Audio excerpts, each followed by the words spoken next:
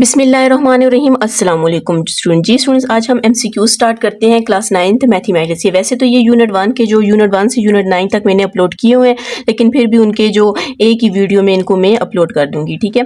तो बस यूनिट 1 है, इसके एमसीक्यूज पेज नंबर 46 पे हैं, ठीक है। तो सबसे पहले इसका जो फर्स्ट ऑप्शन है इसका ये कुछ स्टूडेंट्स क्या होते हैं कि वो एंड से देखकर एमसीक्यूज के जो ऑप्शन होते हैं वो लगा लेते हैं, लेकिन ज़्यादातर एंड पे क्या होती है, मिस्टेक्स होती हैं। तो फर्स्ट वाले का सी ऑप्शन है, ठीक है। सेकंड का भी सी ऑप्शन है। थर्ड वाले में आपने एडजॉइंट लेना है, तो एडजॉइंट लेने के बाद इसका बी ऑप्शन आ जाएगा। सिर्फ सॉल्व एमसीक्यूज हैं, ठीक है। इनको अगर आपने समझना है तो आप प्ले लिस्ट से यूनिट 1 का जो प्ले लिस्ट है वहाँ पे जाकर इसके एमसीक्यूज यूनिट 1 के देख सकते हैं, ठीक है। फिर आपके पास फोर्थ है। फोर्थ वाले एमसीक्यूज में आपको कहा गया है कि आपने इसका इन्वर्स फाइंड करना है। तो जब हमने इस ए मैट्रिक्स का इन्वर्स फाइंड किया तो आपके पास इन्वर्स का ये फॉर्मूला है। आपने इन्वर्स में क्या लेना है, डिटर्मिनेंट लेना है, एडजॉइंट लेना है। तो आपके पास इसका ऑप्शन क्या आ जाएगा, ए इज इक्वल्स टू इसका डी ऑप्शन आ जाएगा। ए इन्वर्स आपके पास क्या आ जाएगा, डी आ जाएगा, ठीक है। इसी तरह इसका नेक्स्ट आपके पास एमसीक्यूज है। इसका आपके पास सी है, इसका डिटर्मिनेंट लेना है, सी ऑप्शन है, ठीक है। नेक्स्ट का आपके पास ए ऑप्शन है, ठीक है।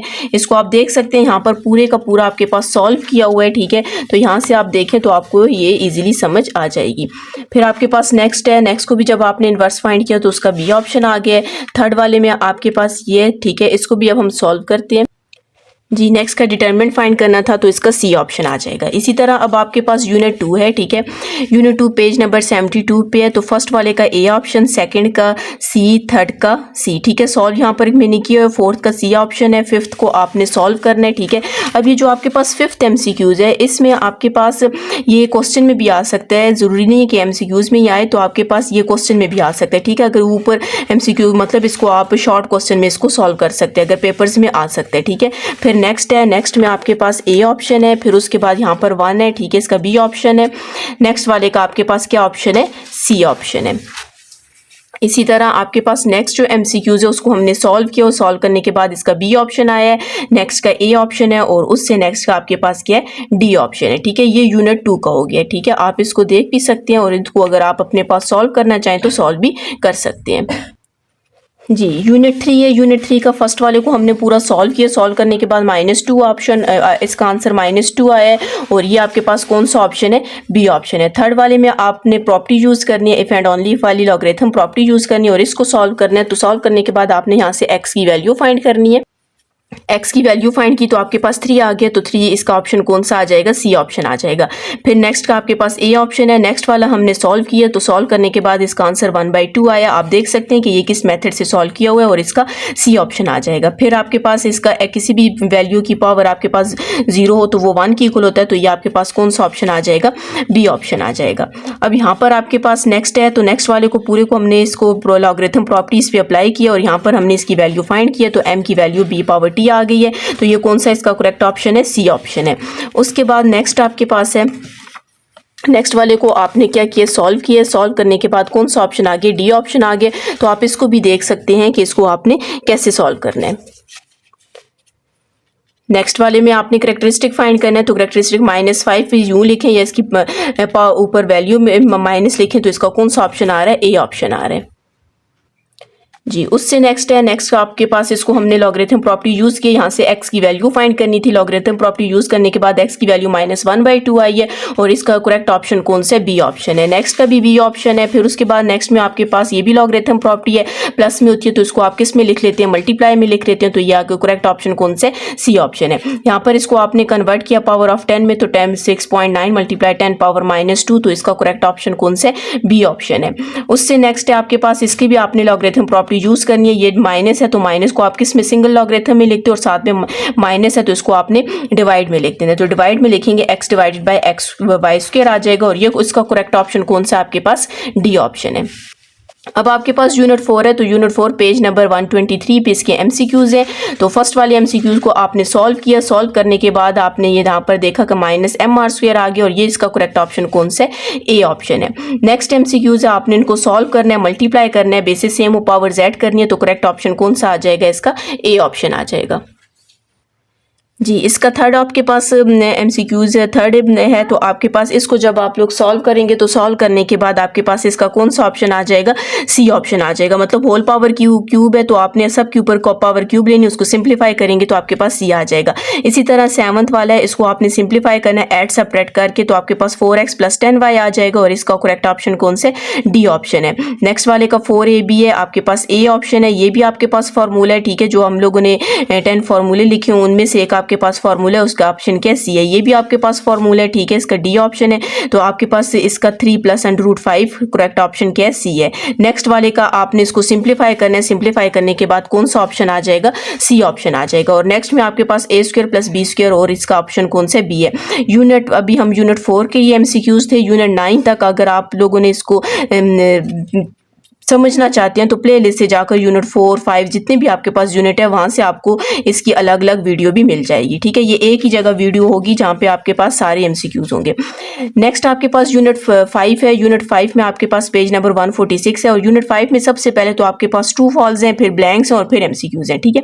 तो यहाँ पर सबसे पहले आपके पास ट्रू फॉल्स हैं, तो हमने इसको क्या किया, सिंप्लीफाई किया। सिंप्लीफाई करने के बाद आपके पास x - 6 x - 5 आया, तो ये आपके पास फर्स्ट ऑप्शन क्या है, ट्रू है। सेकंड को भी सिंप्लीफाई किया फॉर्मूला अप्लाई करके क्यूब का, तो ये भी आपके पास क्या आ गया, ट्रू आ गया।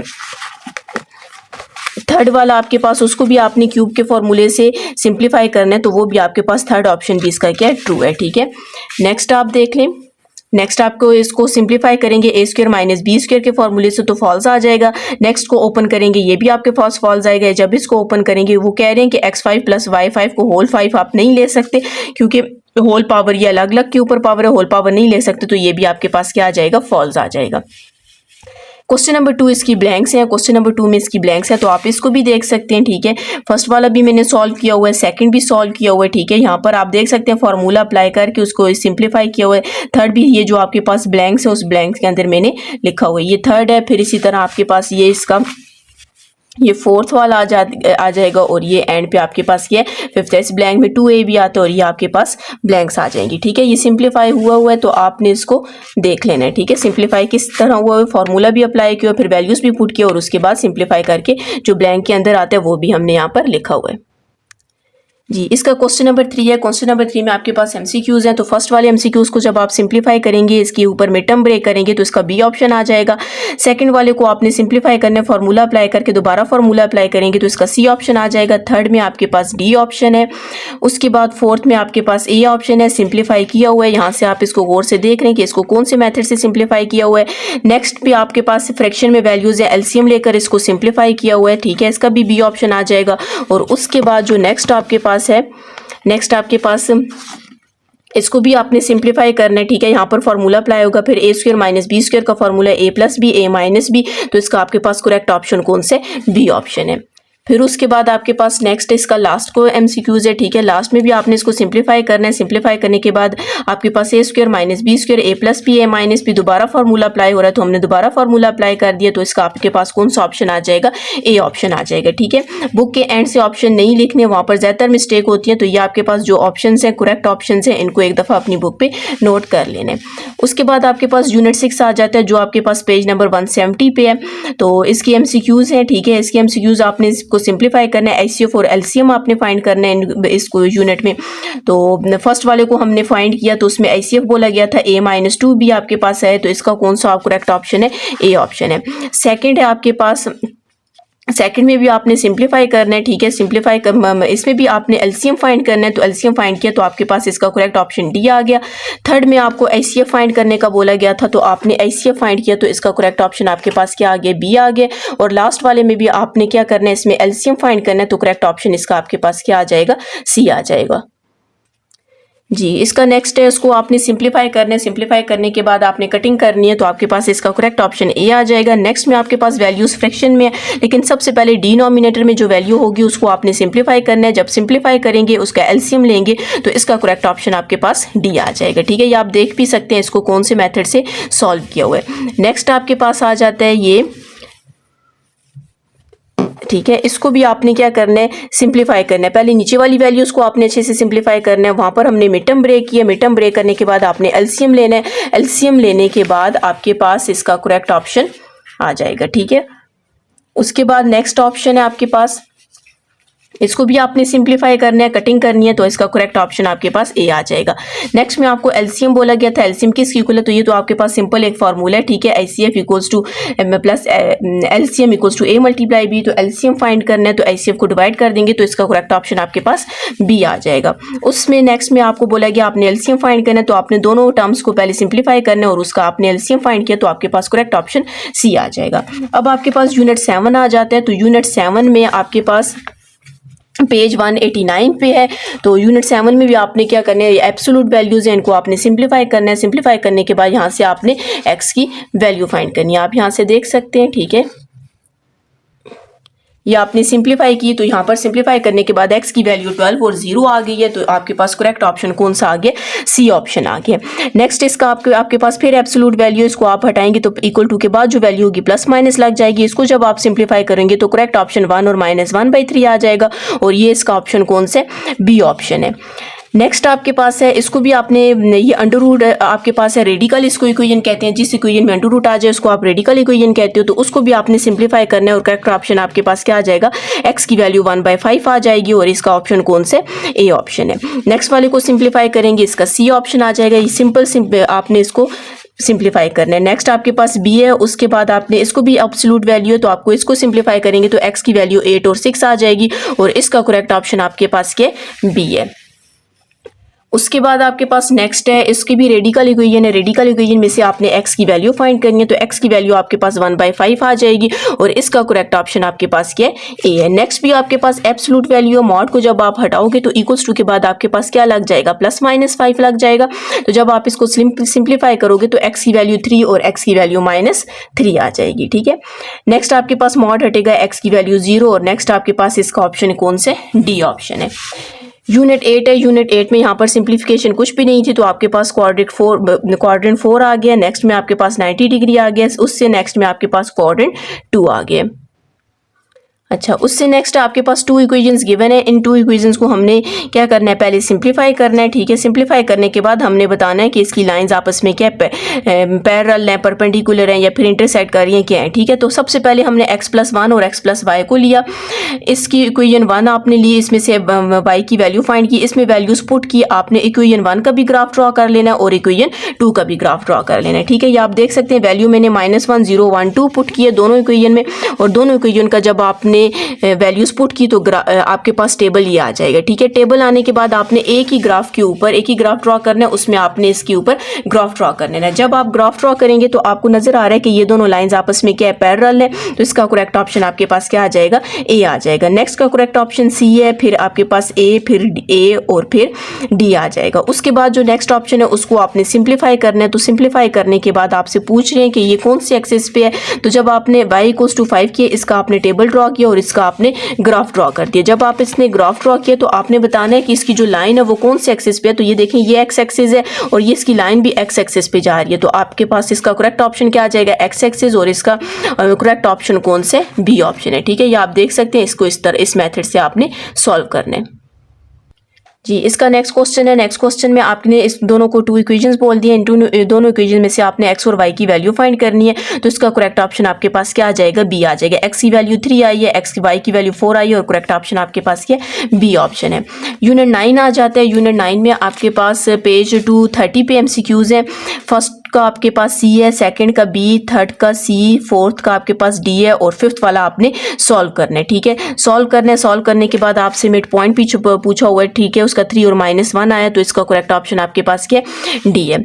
उसके बाद आपके पास नेक्स्ट में आपके पास ए है, ठीक है। उसके बाद बी है। ये दोनों जो MCQs हैं ये बुक पे आपके पास डायग्राम ड्रॉ है, ये वहाँ से ड्रॉ होंगे, ठीक है। उसके बाद जो नेक्स्ट ऑप्शन है उसमें हमने डिस्टेंस फार्मूला अप्लाई करना है और डिस्टेंस फाइंड करना है, दोनों पॉइंट्स के दरमियान का डिस्टेंस फाइंड करना है। तो जब हमने डिस्टेंस फाइंड किया, वैल्यूज पुट की, तो आपके पास क्या आ जाएगा, √18 आ जाएगा, और इसका करेक्ट ऑप्शन आपके पास क्या है, बी है, ठीक है।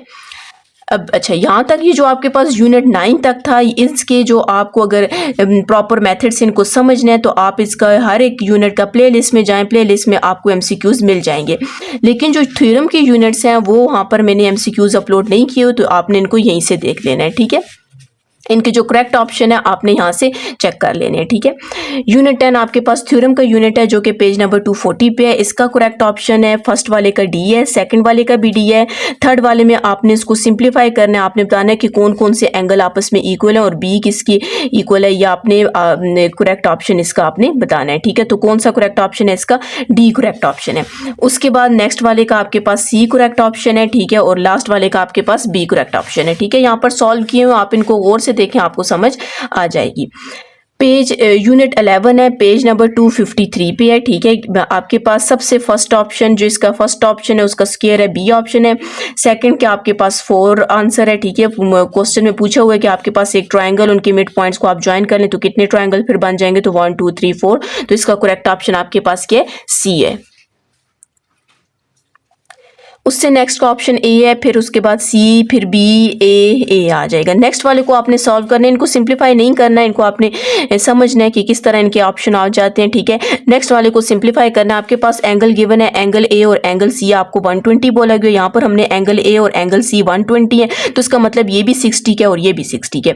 ये दोनों अगर एंगल इक्वल है तो इसका मतलब एंगल बी एंगल डी की इक्वल है। तो यहाँ पर आपसे पूछा गया था एंगल बी फाइंड करना है। तो आपको पता है जब आपके पास पैरेललोग्राम हो उसके सारे एंगल्स को अगर सम करें तो वो 360 के इक्वल आता है, ठीक है। हमने एंगल ए की जगह 60 पुट कर दिया, एंगल सी की जगह 60 पुट कर दिया, एंगल बी वैसे ही रखते हैं। अब एंगल ए और एंगल बी और एंगल डी भी आपस में इक्वल होंगे, तो यहाँ पर हमने डी की जगह एंगल बी पुट कर दिया। ये 2 टाइम्स है तो 2 एंगल बी आ जाएगा। ये 120 को इस साइड पे लेकर आएंगे, माइनस हो जाएगा और 2 को भी डिवाइड करेंगे तो एंगल बी आपके पास 120 आ जाएगा। तो इसमें से कोई भी ऐसा ऑप्शन नहीं है जो आपके पास 120 गिवन हो, तो फिर इसका ऑप्शन कौन सा आ जाएगा, डी ऑप्शन आ जाएगा।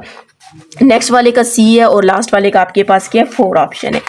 यूनिट 12 है जो कि आपके पास पेज नंबर 264 पे है। तो इसको आपके पास देख लें, फर्स्ट वाले का डी, बी और सी ऑप्शन है, ठीक है। नेक्स्ट वाले को हमने सॉल्व करना है, तो आप देख सकते हैं सॉल्व कैसे किया। इसके ऊपर एक आपके पास थ्योरम अप्लाई किया हुआ है, ठीक है। सी से एफ आपके पास 24 गिवन है, तो आपके पास ये कितना आ जाएगा, 2:1 आ जाएगा। 2 और यहाँ पे रेशो 1 आ जाएगा। सम ऑफ रेशो आप करेंगे तो 2 + 1 आपके पास क्या आ जाएगा, 3 आ जाएगा। ये भी हमने 2:1 भी आपने किसी एक MCQs में किया था।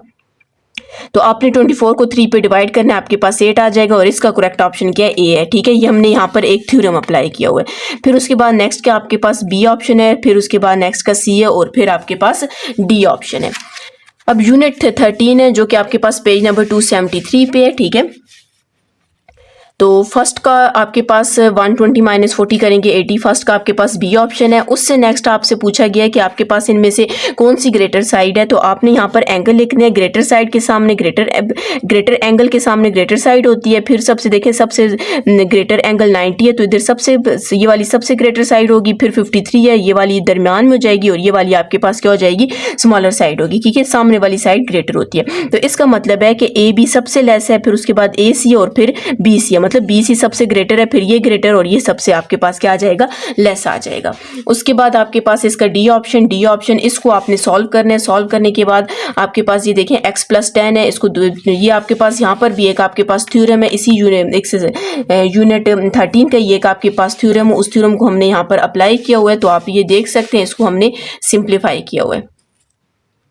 तो यहाँ पर आपने जब सिंप्लीफाई किया तो इसका आपके पास x is greater then 4 and x is less than 24 है, तो वो आपके पास कौन सा ऑप्शन आ जाएगा, 22 आपके पास ऑप्शन आ जाएगा। और ये आपके पास कौन सा ऑप्शन है, सी ऑप्शन है। नेक्स्ट वाले को आपको बोला गया कि कौन सी ग्रेटर साइड है, तो आप देख सकते हैं 50 के सामने ग्रेटर होगा और 30 के एंगल के सामने स्मॉलर साइड होगी। तो इसका मतलब बी सी ग्रेटर है किसके, ए सी के। नेक्स्ट वाले को हमने सिंप्लीफाई किया हुआ है, ठीक है। साथ में आपके पास यहाँ पर रीजन लिखा हुआ है कि sum of 2 sides of triangle is greater than the third side. फिर उसके बाद आपके पास भी ये भी एक थ्योरम है कि आपके पास पूछा गया कि कौन सी साइड ग्रेटर है, तो 80 के एंगल आपके पास इन तीनों में से ग्रेटर एंगल कौन सा, 80 का एंगल है, तो इसके सामने साइड भी आपके पास क्या होगी, ग्रेटर होगी। तो इसका मतलब के L is the longest side आ जाएगा। फिर यूनिट 14 है, ठीक है। आपके पास यूनिट 14 में पेज 283 पे है। फर्स्ट वाले को हमने सॉल्व कर लिया, तो यहाँ पर भी आपके पास एक थ्योरम अप्लाई किया हो, ठीक है। फर्स्ट वाले को जब आपने सॉल्व किया तो x की वैल्यू 3 आ गई है। सेकंड का ऑप्शन का c है। थर्ड वाले को हमने फिर सॉल्व किया। टोटल स्टूडेंट आपको बोला गया था 32 थी, उनकी रेशो 5:3 की। गर्ल्स की रेशो 5 है और बॉयज़ की रेशो कितनी है, 3। हम सम ऑफ रेशो करेंगे 8 आ जाएगा। अब सबसे पहले हम नंबर ऑफ गर्ल्स फाइंड करेंगे, तो 5 / 8 × 32 करेंगे तो आपके पास 20 आ जाएगा। जाएगा, मतलब नंबर ऑफ गर्ल्स आपके पास कितनी है 20 और नंबर ऑफ बॉयज़ आपके पास 12 आ जाएंगे। 20 माइनस 12 करेंगे तो आपके पास कितना आ जाएगा 8 आ जाएगा, ठीक है, मतलब 8 गर्ल्स ज़्यादा है किससे, बॉय से। उसके बाद नेक्स्ट आपके पास है, इसको भी हमने सिंप्लीफाई करना है। अगर ये 3.5 है तो यहाँ पर भी आपके पास एक थ्योरम अप्लाई हुआ है, इसको 3.5 को मल्टीप्लाई 2 करेंगे तो ये आपके पास BC वाली डबल, ये आपके पास अगर 1 है तो ये इसकी 2 हो जाएगा, अगर ये आपके पास 3 है तो इसका मतलब ये 6 हो जाएगा, ये ग्रेटर साइड होगी, तो आपके पास कितना आ जाएगा 7 सेंटीमीटर। लास्ट वाले का ऑप्शन आपके पास क्या है, बी ऑप्शन है। यूनिट 15 है, ठीक है, यूनिट 15 पेज नंबर 290 पे आपके पास। तो फर्स्ट वाले को आपने सिंप्लीफाई करना है पाइथागोरस थ्योरम अप्लाई करके। तो पाइथागोरस थ्योरम को अप्लाई करेंगे तो यहाँ से आपके पास क्या फाइंड हो जाएगा, परपेंडिकुलर फाइंड हो जाएगा। तो परपेंडिकुलर जब आप फाइंड करेंगे तो आपके पास कितना आ जाएगा 6 सेंटीमीटर आ जाएगा। नेक्स्ट वाले को भी आपने सॉल्व करना है, तो सॉल्व करने के बाद आपके पास 3, 4, 5 जो ऑप्शन हमने जब यहाँ से लिए, एक को परपेंडिकुलर बेस एंड हाइपोटेन्यूज बोलेंगे, तो यहाँ पर जब आप प्रूव करेंगे तो दोनों आपस में इक्वल आ जाएंगे, तो इसका मतलब है नेक्स्ट का ऑप्शन आपके पास क्या आ जाएगा, बी ऑप्शन आ जाएगा। यूनिट 16 है, यूनिट 16 पेज नंबर आपके पास किसकी इक्वल है 296 के, पेज 296 पे है फर्स्ट ऑप्शन। यहाँ पर आप देख सकते हैं इनके ऑप्शंस जी, यहाँ पर आप इनके ऑप्शन देख सकते हैं, ये करेक्ट ऑप्शन है, ठीक है। नेक्स्ट जिसको आपने जो सॉल्व करने वाला है उसको मैंने सॉल्व किया हुआ है, ठीक है। जैसे ये ट्रायंगल है, area of a triangle find करना है तो इसको हमने यहाँ पर सॉल्व किया हुआ है। Area of a triangle half base into altitude होता है या बेस इंटू हाइट कह सकते हैं। बेस पुट की है, इनको सिंप्लीफाई किया तो 8 स्क्वायर फीट आ गया, ठीक है। ये आपके पास क्या आ गया, एरिया ऑफ अ ट्रायंगल आ गया। इसी तरह नेक्स्ट आपके पास है, इसको भी हमने यहाँ पर सॉल्व किया, इसको आप और से देख लें, ठीक है। यहाँ पर area of a square find करना था लेकिन आपके पास साइड्स वगैरह गिवन नहीं थी, तो इसको हमने सॉल्व किया। ये मैंने डायग्राम भी ड्रॉ किया, इसको और से आप देख लें तो आपके पास एरिया ऑफ अ स्क्वायर कितना आ जाएगा 50 आ जाएगा। इसका लास्ट आपके पास है एरिया ऑफ अ ट्रायंगल, आपके पास क्या हाफ बेस इंटू एल्टीट्यूड, हमने बेस की वैल्यू पुट की, एल्टीट्यूड की कटिंग की तो आपके पास 3 आ जाएगा। तो एरिया ऑफ अ ट्रायंगल आपके पास 3 आ जाएगा।